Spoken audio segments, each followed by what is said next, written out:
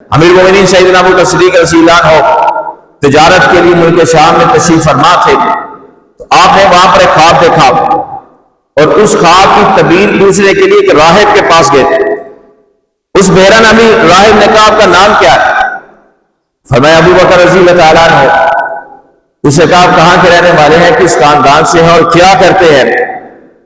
آپ نے فرمایا میں مکہ مکرمہ کا رہنے والا ہوں, بنی ہاشم کے خاندان سے ہوں, تجارت کا کام کرتا ہوں.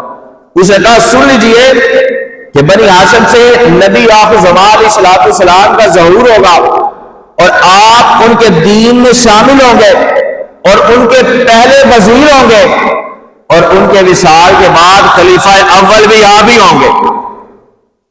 جب آپ نے یہ تعبیر سنی, مکہ مکرمہ واپس تشریف لائے, حضور پاک صلی اللہ علیہ وآلہ وسلم نے اعلان نبوت فرمایا. امیر المومنین سیدنا ابو بکر صدیق رضی اللہ عنہ حاضر ہوئے. اصل محمد صلی اللہ علیہ وسلم آپ جس طرح بلا رہے ہیں اس کی دلیل کیا ہے؟ آقا پاک علیہ السلام نے فرمایا ابو بکر رضی اللہ عنہ کیا ملک شام والی دلیل کافی نہیں ہے؟ جب آپ نے یہ سنا تو فوراً کہا اشہد ان لا الہ الا اللہ واشہد ان محمد عبدہ ورسولہ.